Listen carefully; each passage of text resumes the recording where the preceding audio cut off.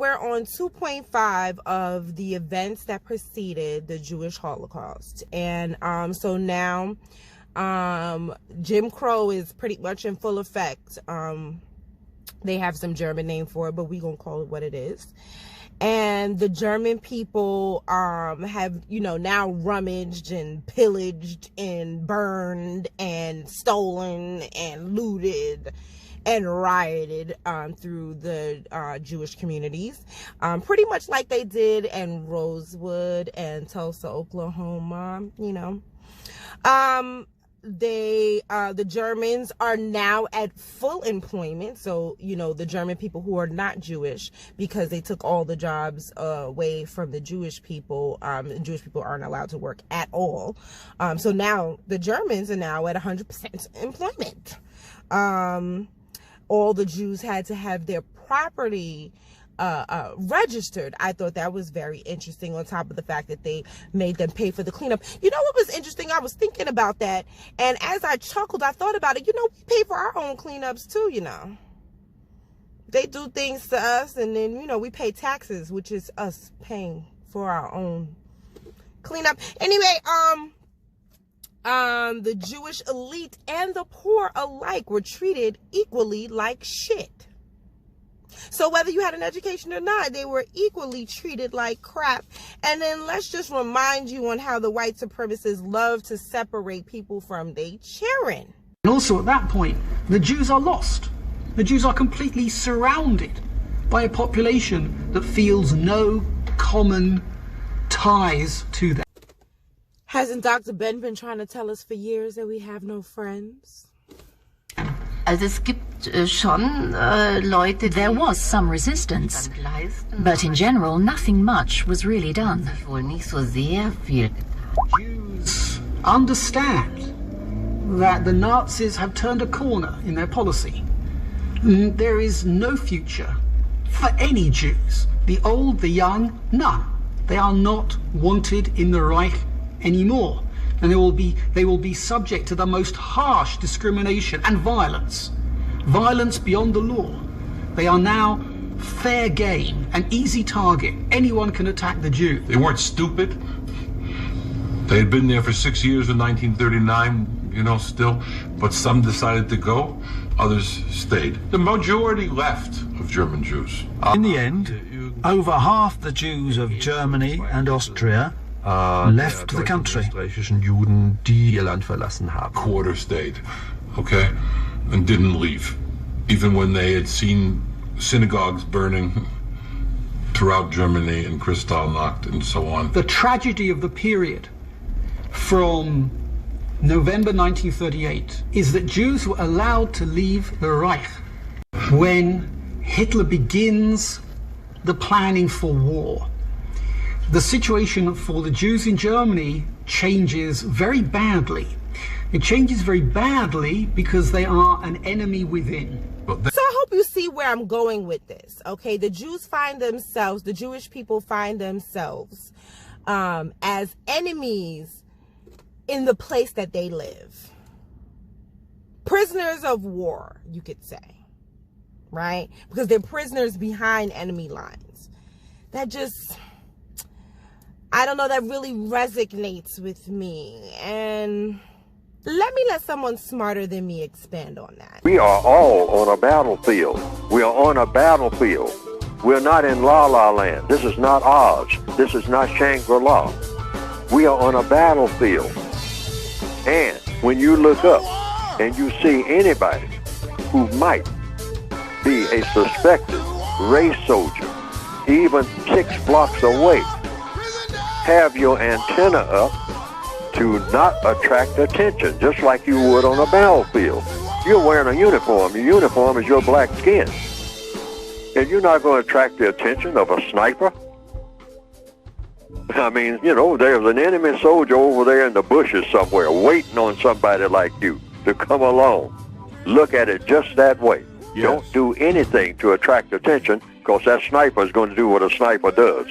If anybody's been in the Army or seen movies about the Army, a sniper does what a sniper does. He takes your head off. Yes. No question. So you got to think like that.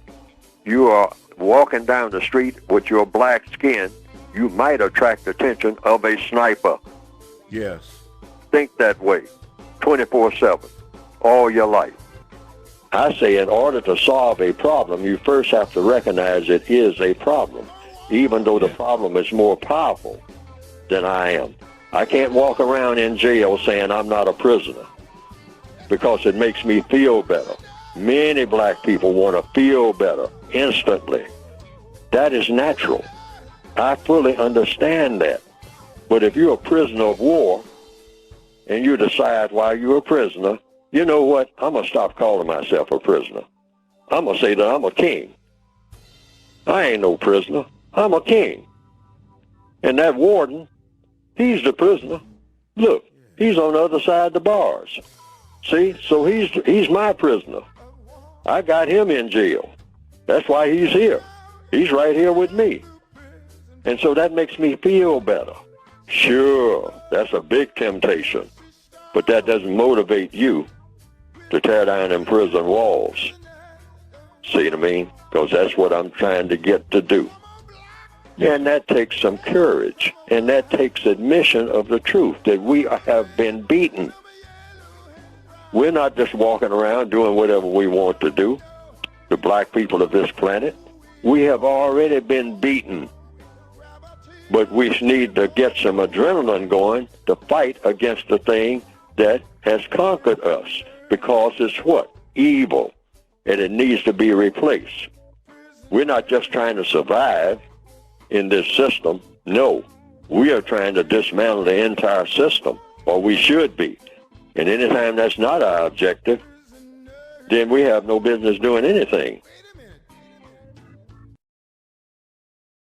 Get yourself in a situation of warfare. Act like you're like somebody in Vietnam and you just got caught behind enemy lines. If you were in Vietnam, and I'm just using Vietnam as an example, and they catch you behind enemy lines and take you to a POW camp, all that yelling, what's that going to do? I'm a man. Come on, I'm a man just like you. What's that going to do? You understand? When you get caught behind them enemy lines, you better chill. They got you. They already got you. When they show up, they got you. You are at a disadvantage. 1939, where Hitler then gives this, what became his, always referred to as his prophecy.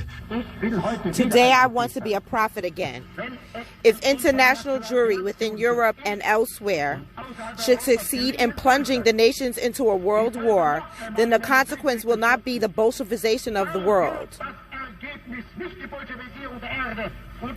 and a victory for the Jews, but the extermination of the Jewish race in Europe.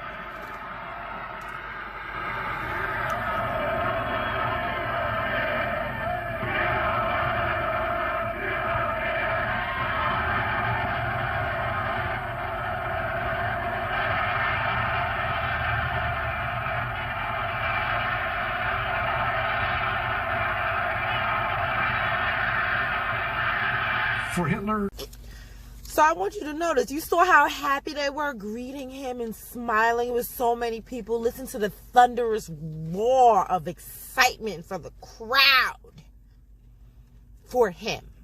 Okay? There was no protests or anything. Okay. So in 1939, Germany did what colonizers do. They invade other countries, and they decided that they were going to invade Poland with the Soviet Union. And then they split the already anti-Jewish Poland, per this documentary. Some of the Polish Jewish people on the side were on the side of the SS, and they were happy because the SS, they felt that the SS weren't like the Germans. I want you to keep that in mind. They felt that the SS weren't as bad as the Germans, okay? They were actually happy that they were on the side of the SS instead of on the side of Germany, you know, after they were occupied and lost the war, right? So, for this reason, the non-Jewish Polish people, which were predominantly Christians, then further, they already had a strained relationship. So then after they saw that they were on the side of the SS after they were occupied, now they like, oh, y'all are some real traitors. So then the anti-Semitism just got even heightened with the Polish people who weren't Jewish. Okay. So basically they saw them as treasonous traitors. On the contrary, it merely reinforced their anti-Semitism. Relations between Jews and Christians in Poland was never very good. For 100 years, before the Second World War, there had been tension and there was occasional violence. Trzeba powiedzieć, że w Polsce antysemityzm... There was a long tradition of anti-Semitism in Poland. Trzeba o tym pamiętać, że There had already been frequent pogroms. Pogromy. They're burning the businesses of Jewish business owners. They have these terrible taxes on them. Even before the war began, there was in Poland a terrible environment for the Jews. Always the same story. Jews, get out. There was very strong anti-Semitic feeling. Jews represented 10% of the population. Out of 33 million inhabitants, over 3 million were Jewish. Some are in the large cities, Warsaw, Łódź, Krakow, Lublin. But there are also many medium-sized towns in Poland with large Jewish populations. And small towns which may be 50, 60, 70% Jewish in population. Jews had lived there for hundreds, in fact, about 1,000 years in Poland, and Jews who had been assimilated. There were lawyers, doctors, and members of the intelligentsia. But very many were sort of itinerant merchants who would carry their stuff with them and just go from one village to another, trying to sell a few things, and then would come back home for Shabbos. Jews could not own land, so they were merchants, but very poor. But this would not prevent, of course, a kind of local people from identifying Jews as rich. For centuries, life for the Polish Jews had been governed by decisions made by the regime of the day that had either welcomed them, encouraged them to settle and protected them, or else oppressed and persecuted them. From 1937, university quotas reduced the number of Jews admitted. The Polish doctors and lawyers' unions would now only accept Christians. The majority of Jews led lives separate to the Polish population. Jewish standards of living suffered from economic boycotts and attacks on their property, to the point where they became one of the most impoverished Jewish communities in the world. So you see, they just cut, copy, paste, and did the same thing in Poland. Okay. So this series, this part 2 episode, or of that documentary, is going longer than I thought it was. So this is probably going to be a 5-parter. To go in as deep as I need to. The last part may not be as long as the other ones, but just so I could make sure I could get all the information in there. But yeah, so you see that they pretty much done the same. They're doing the same thing in Poland. And what I want you to pay attention to is the fact that the Jewish people thought that they had refuge with the SS. Just keep that in your mind as we get ready for part 2.75 and I don't know what I'm gonna call the next part 2.90. I don't know. So yeah, so they thought they had an ally. They thought they were safe. They thought they could run from one person to the other. And what I want you to pay attention to is it's like the Republicans and the Democrats. You run from the Republicans to the Democrats, and oh yeah, I want to talk about that. Okay, fine, no problem. What we'll do is we'll just see what happens with these benevolent SS.